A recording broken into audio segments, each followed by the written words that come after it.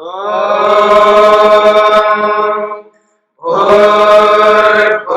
स्वः तत्सवितुर्वरेण्यं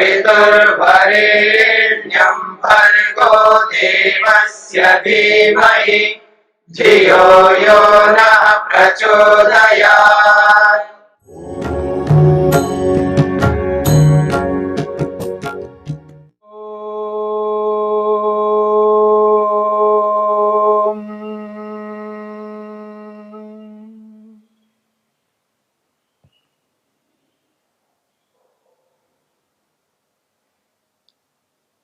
योग विद्या के अंतर्गत मन के स्वभाव को लेकर के हम विचार कर रहे हैं। मन का स्वभाव चंचल है या मूढ़ है अथवा शांत है। मन का एक स्वभाव नहीं है, यह बात आपके सामने आ चुकी है। सत्वगुण के कारण मन शांत होता है, रजोगुण के कारण मन चंचल होता है और तमोगुण के कारण मन मूढ़ होता है।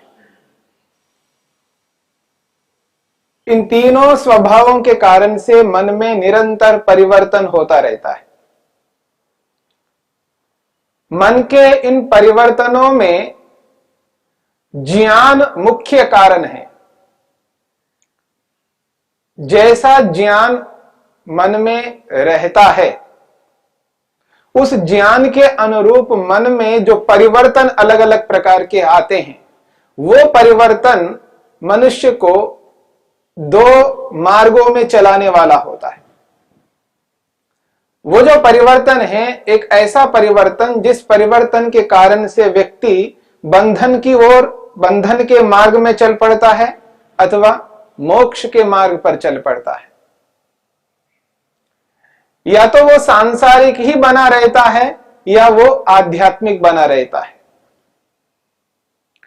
दोनों का समन्वय करता हुआ व्यक्ति अपने मुख्य लक्ष्य की ओर यदि बढ़ना चाहता है, उसे मन के स्वभावों को एहसास करना होगा, समझना होगा। कब किस रूप में मन के अंदर वो संस्कार उभर करके आते हैं जिन संस्कारों से प्रेरित होकर के व्यक्ति सात्विक बनता है। कब किस समय कौन से ऐसे संस्कार मन में उभर करके आते हैं जिन संस्कारों से युक्त होकर के व्यक्ति तामसिक बना रहता है, मूढ़ बना रहता है।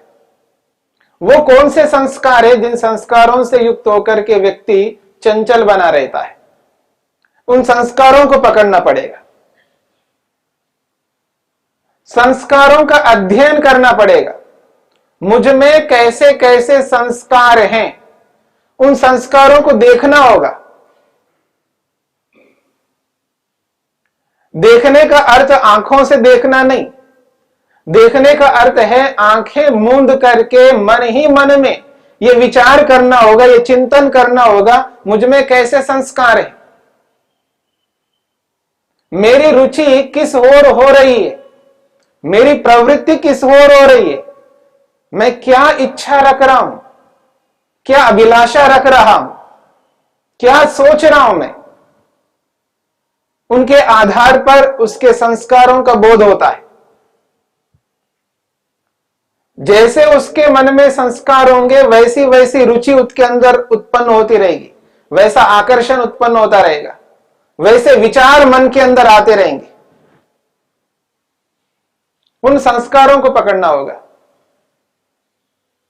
और उसके साथ साथ में जो माहौल है, जो परिवेश है, उस परिवेश को देख करके व्यक्ति उस परिवेश के अनुसार, उस माहौल के अनुसार अपने आप को बनाता है। यानी वो माहौल व्यक्ति को आकर्षित कर रहा है। यानी उस माहौल को, उस परिवेश को देख करके जो व्यक्ति आकर्षित हो रहा है, उसके पीछे ज्ञान काम करता है। याद रखना, ऐसा नहीं है कि जैसे माहौल में व्यक्ति जाता है वैसा ही बन जाता है बिना ज्ञान के। वहां ज्ञान काम कर रहा होता है। अपने ज्ञान से उस माहौल को, उस परिवेश को पुष्ट करता है, एकीकरण करता है। जैसा ये माहौल है, क्या वो माहौल मेरे अनुकूल है या प्रतिकूल है? उसके मन में जैसा ज्ञान काम कर रहा होता है, उस ज्ञान के आधार पर उस परिवेश को एकीकरण करके उस ओर व्यक्ति आकर्षित हो रहा है, यानी उसके मन में वैसा ही उसी प्रकार का ज्ञान चल रहा होता है। उदाहरण के लिए सभी लोग नाच रहे हैं और उस नाच को देखता हुआ व्यक्ति उस ओर आकर्षित हो रहा है, तो अपने ज्ञान को वो वैसा बना रहा हुआ होता है। उसके ज्ञान में ये रहता है मेरे को भी नाचना है,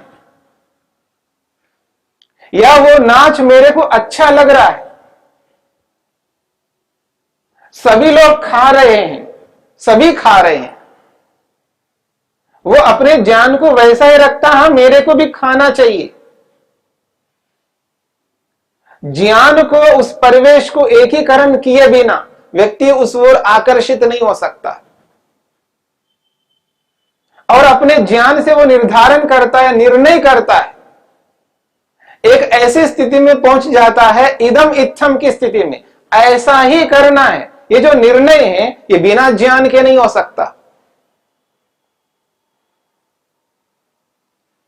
तो सात्विक मन हो, राजसिक मन हो या तामसिक मन हो, मन तो हमारा एक ही है। मन के अंदर जो प्रवृत्ति है वो प्रवृत्ति तामसिक के कारण से या राजसिक के कारण से या सात्विक के कारण से, इन सारी स्थितियों को समझता हुआ व्यक्ति अपने मन को एहसास करता है, ये जो मेरा मन है ये तीनों प्रकार के स्वभावों से युक्त होता हुआ भी ये मेरे हाथ में है कि मैं अपने मन को तामसिक बना के रखूं, मूड बना के रखूं, राजसिक बना करके रखूं, चंचल बना के रखूं, सात्विक बना के रखूं, शांत बना के रखूं, ये उसके हाथ में है। सारी परिस्थितियों को समझ करके, जान करके व्यक्ति अपने मन को चलाता है। आध्यात्मिक व्यक्ति जब अपने मन को चलाने लगता है तब उसको यह एहसास होता है ये मेरा मन मेरे अधिकार में है, जैसा मैं चाहूंगा वैसा ही मन को चला सकता हूं। यदि मैं अपने आप को शांत बनाए रखना चाहता हूं तो ये मेरे अधिकार में है।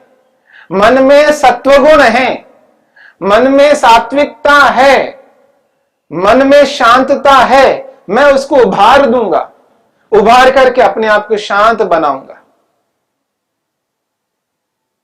और सात्विकता से जब व्यक्ति कोई भी कार्य करता है उसका कार्य उचित होता है, न्याय युक्त होता है, धर्मयुक्त होता है, और वो जैसा जिस लक्ष्य को लेकर के चल रहा है उस लक्ष्य को पूरा भी करेगा,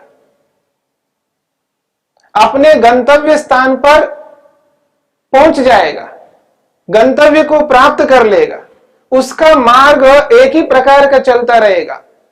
जिस मोक्ष मार्ग को लेकर के आध्यात्मिक व्यक्ति चल रहा है उसका मार्ग प्रशस्त होता रहेगा, आगे बढ़ता जाएगा।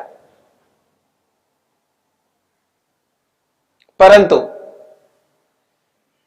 यदि बीच बीच में संस्कारों के कारण से, अपने पिछले जन्म के कर्मों के कारण से या वर्तमान के कर्मों के कारण से कोई भी ऐसी स्थिति मन में आ जाती है, कोई ऐसा विक्षेप मन में आ जाता है, कोई ऐसा आतंक आ जाता है, सजग होने लगता है, सावधान होने लगता है, और सावधान होकर के उस स्थिति को मन से हटाने लगता है, बह नहीं जाता है। जो छिद्र आते हैं मन के अंदर उन छिद्रों को सतत देखता रहता है और उन छिद्रों में फंस करके वैसा नहीं बनता है। इस स्थिति के लिए व्यक्ति को निरंतर मन पर अधिकार बनाए रखना और मन को देखते रहना है, मन का अध्ययन करते जाना है, मन के स्वभावों पर विश्लेषण करते जाना। यद्यपि मन में तीनों स्वभाव है और तीनों का स्वभाव का होना यह निर्धारित करता है कि वस्तु के अंदर मूल पदार्थों में ये तीन स्वभाव हैं, तो मन के अंदर भी तीनों स्वभाव हैं। किस समय किस स्वभाव को मन में उभारना है और उस स्वभाव को उभार करके उसका लाभ लेना है। ऐसा नहीं है मूढ़ता से लाभ नहीं मिलता, तामसिकता से लाभ नहीं मिलता हो ऐसा नहीं है, राजसिकता से चंचलता से लाभ नहीं मिलता हो ऐसा नहीं है, सात्विकता से शांतपना से लाभ तो मिलता ही है, जानता है व्यक्ति, लेकिन मूढ़ता से भी लाभ मिलेगा, चंचलता से भी लाभ मिलेगा। पर वो लाभ कब लेना है, किस परिस्थिति में लेना है? जिस परिस्थिति में लाभ लेने से वो लाभ मेरे मोक्ष मार्ग के लिए साधक है, बाधक नहीं है, ये उसको बोध रहेगा। और किस परिस्थिति में मूढ़ता को उभारने से हानि ही हानि है, उस स्थिति में उस मूढ़ता को उभार नहीं सकता। इन सभी परिस्थितियों को एहसास अनुभव करता हुआ व्यक्ति जब आगे बढ़ता है तो उसका जो मार्ग है वो प्रशस्त होता रहेगा और आने वाली जितनी भी बाधाएं हैं, समस्याएं हैं, कष्ट हैं, कोई भी विपरीत परिस्थिति आ जाए उसका सामना करने लगता है, उसका समाधान करने लगता है। उसे ये पता है ये सारी स्थितियां उत्पन्न होंगी, ना हो उसके लिए सतत प्रयत्न करता रहेगा, सतत प्रयत्न करता रहेगा। परंतु उस स्थिति में भी कोई भी ऐसी स्थिति आ सकती है, उसको पता है। उस स्थिति में सावधान रहता है, उस स्थिति के आने पर उसका समाधान करता है और आगे बढ़ता है। इन सभी परिस्थितियों को एहसास करता व्यक्ति जब आगे बढ़ता है तो मन को वो एहसास करने लगता है, हां अब मेरा मन मेरे अधिकार में। जैसा मैं समझता रहा कि मन चंचल है, ये अधिकार में न आने वाला है, ऐसा नहीं है।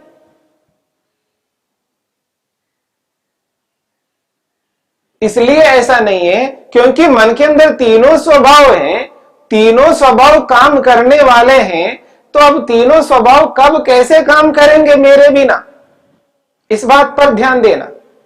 मन के अंदर तीनों स्वभाव हैं, तीनों स्वभाव काम करेंगे, लेकिन ये तीनों स्वभाव काम मेरे बिना कैसे करेंगे? यानी वहां मैं आ रहा हूं, मैं जब आ रहा हूं तो उसको यह एहसास हो रहा होता है मैं एक अलग चीज हूं और ये जो मन है ये एक अलग चीज है। दोनों अलग अलग, पृथकत्व का बोध होने लगता है व्यक्ति, अलगाव का बोध होने लगता है। उसको ये एहसास होने लगता है मैं एक चीज हूं, मैं चलाने वाला हूं और ये मन चलने वाला है। मन स्वतः नहीं चल सकता, मैं चलाता हूं। तीनों स्वभाव हैं, तीनों स्वभाव अपने आप नहीं चल सकते हैं, तीनों स्वभाव एक साथ नहीं रह सकते हैं, तीनों स्वभाव एक साथ कार्यान्वित नहीं हो सकते हैं, तीनों स्वभाव एक साथ काम नहीं कर सकते हैं। तीनों में से कोई एक स्वभाव काम करेगा। कौन सा स्वभाव कब काम करेगा इसका निर्धारण मन नहीं कर सकता। मन तो जड़ है, मन तो जड़ है, मन निर्धारण नहीं कर सकता इन तीन स्वभावों में कौन सा स्वभाव कार्य करेगा। इसका निर्धारण तो मैं करूंगा। जब मैं निर्धारण करने वाला हूं, मैं निश्चय करने वाला हूं, तो दुख किस बात का, किस बात का दुख है? क्यों मैं परेशान हो रहा हूं, क्यों मैं उद्विग्न हो रहा हूं, क्यों मैं ऐसा कह रहा हूं कि मन नहीं मानता, क्यों ऐसा चल रहा है कि मन अपने आप काम करता है? ऐसा तो हो नहीं सकता। मैं करने वाला हूं, मैं रोकूंगा, मन को मैं संचालित करूंगा, मैं चलाऊंगा मन को। और किस वक्त किस समय मन को सात्विक बनाना ये मेरे हाथ में, इस समय मन को सात्विक बनाए रखना है, क्योंकि उस सात्विकता से मेरा ये प्रयोजन सिद्ध होगा, इसलिए मैं मन को सात्विक बनाऊंगा। यहां मेरे को शांत रहना है तो शांति रहूंगा, क्योंकि मेरे अधिकार में। सामने वाला व्यक्ति कुछ भी करता हो, कुछ भी बोलता हो, कुछ भी कहता हो, क्योंकि सामने वाला स्वतंत्र है कहने में। सामने वाले की स्थिति को अनुभव करता हुआ मैं अपने आप को उस स्थिति के अनुरूप नहीं बना सकता। मैं अपनी स्थिति में रहूंगा, मैं अपनी स्थिति में रहूंगा, अपने अनुसार चलूंगा, सामने वाले के अनुसार नहीं चलूंगा। सामने वाला तो कुछ भी कह सकता है, कुछ भी बोल सकता है, कुछ भी कर सकता है।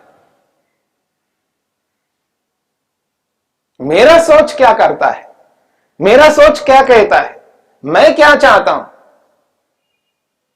मैं को सामने रखता है। और मैं को, आत्मा को जब सामने रखता है तो उसका मन नियंत्रण में आने लगता है।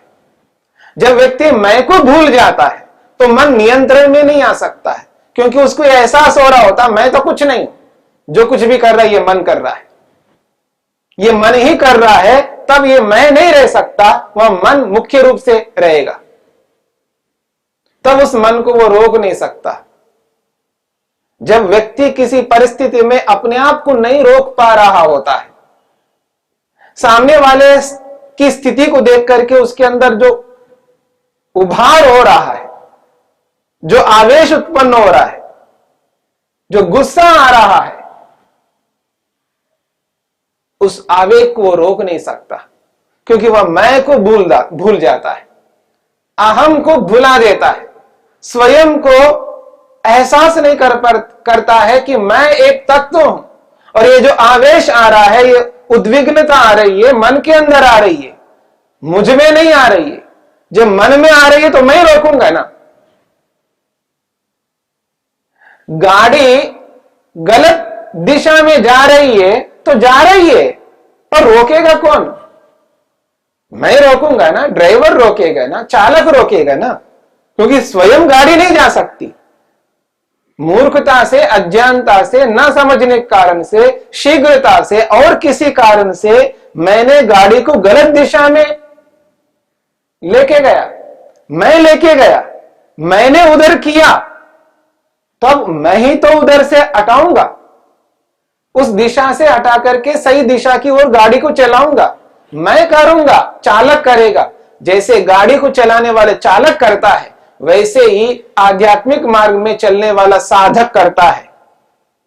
साधन को चलाना साधक के हाथ में है, इस बात को वो एहसास करता है, और एहसास करके मन को वैसा ही चलाने लगता है जैसा मन को चलना चाहिए। तो इस स्थिति को एहसास करता हुआ, समझता हुआ व्यक्ति जब साधना के पथ पर चलता है तो उसकी आध्यात्मिकता उत्कृष्ट बनती जाती है, श्रेष्ठ बनती रहती है। और आध्यात्मिक मार्ग में जब व्यक्ति उत्कृष्टता से चलता है तो उसकी जो योग विद्या है वो फलने लगती है, फूलने लगती है। उसको एहसास होता है, हाँ वास्तव में जिस स्थिति को अपनाने के लिए इस योग विद्या को मैंने अपनाया और मैं ठीक प्रकार से चल रहा हूं, एक दिन आएगा इस योग विद्या का पूरा फल मेरे हाथ में होगा। इस स्थिति को समझने के लिए मन के स्वभावों को समझना, एहसास करना व्यक्ति के लिए अत्यंत आवश्यक है। और उस स्थिति को समझता हुआ व्यक्ति, अपने स्वभावों को पकड़ता हुआ व्यक्ति, आत्मा को साथ में जोड़ता हुआ, आत्मा और मन को एहसास करता हुआ आगे चलता है, तब जाकर के व्यक्ति उस उचित मार्ग में, उचित रूप में चलने लगता है।